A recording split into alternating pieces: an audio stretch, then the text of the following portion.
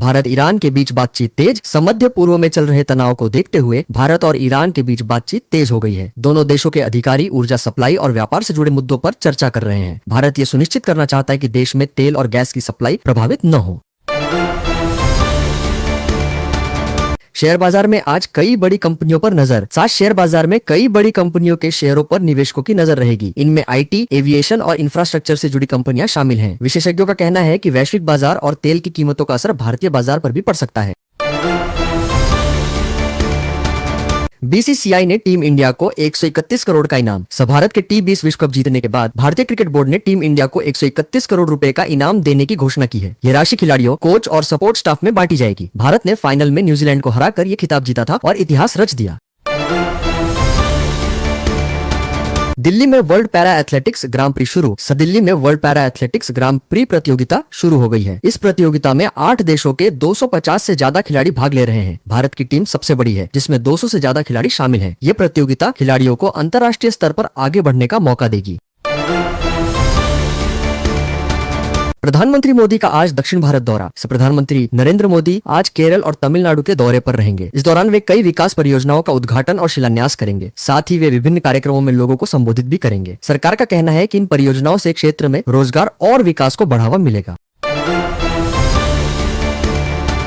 तेल की कीमतों में बड़ी गिरावट। दुनिया में कच्चे तेल की कीमतों में हाल ही में गिरावट देखी गई है। तेल लगभग $88 प्रति बैरल के आसपास पहुंच गया है। विशेषज्ञों का कहना है कि अंतर्राष्ट्रीय ऊर्जा एजेंसी तेल भंडार जारी करने पर विचार कर रही है ताकि बाजार स्थिर रहे। मध्य पूर्व में युद्ध के कारण पहले कीमतें तेजी से बढ़ गई थी, लेकिन अब कुछ राहत देखने को मिल रही है।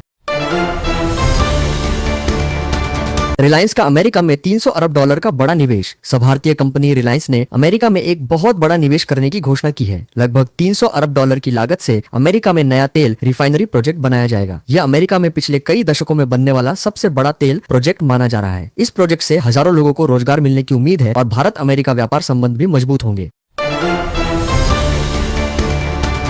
संसद में बजट सत्र के दौरान जोरदार बहस। संसद में बजट सत्र का दूसरा चरण शुरू हो गया है। इस दौरान कई महत्वपूर्ण मुद्दों पर बहस हो रही है। विपक्ष और सरकार के बीच कई विषयों पर तीखी चर्चा हुई। लोकसभा में स्पीकर के खिलाफ अविश्वास प्रस्ताव पर भी चर्चा हुई। सांसदों ने देश की आर्थिक स्थिति, विदेश नीति और मध्य पूर्व के हालात पर सवाल उठाए। आने वाले दिनों में संसद में कई बड़े फैसले लिए जा सकते हैं।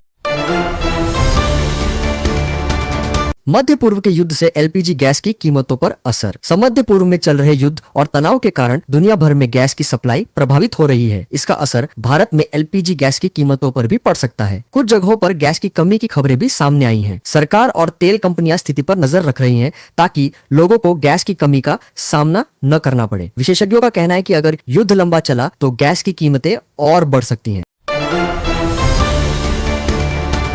पेट्रोल डीजल की कीमतों में आज कोई बदलाव नहीं। भारत में आज पेट्रोल और डीजल की कीमतों में कोई बदलाव नहीं किया गया है। सरकार ने साफ कहा है कि अभी लोगों को ईंधन के लिए ज्यादा पैसे नहीं देने पड़ेंगे। कई शहरों जैसे दिल्ली, मुंबई, चेन्नई और बेंगलुरु में कीमतें पहले जैसी ही हैं। हालांकि पश्चिम एशिया में चल रहे तनाव के कारण कच्चे तेल की कीमतों में उतार चढ़ाव हो रहा है, लेकिन अभी इसका असर भारत के ईंधन दामों पर नहीं पड़ा है। सरकार हालात पर नजर रखे हुए है ताकि आम जनता पर बोझ न बढ़े।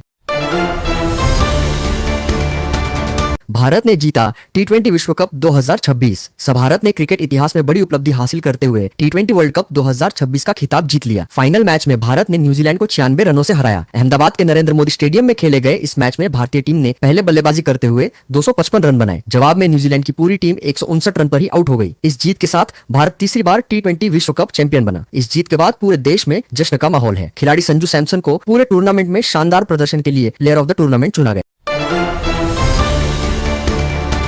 संसद का बजट सत्र आज से शुरू। आज से संसद के बजट सत्र का दूसरा चरण शुरू हो गया है। इस दौरान सरकार कई महत्वपूर्ण बिल और नीतियों पर चर्चा करेगी। विपक्ष भी कई मुद्दों पर सरकार से सवाल पूछ सकता है। संसद में देश की अर्थव्यवस्था, सुरक्षा और अंतर्राष्ट्रीय स्थिति जैसे विषयों पर चर्चा होने की संभावना है। ये सत्र कई महत्वपूर्ण फैसलों के लिए अहम माना जा रहा है।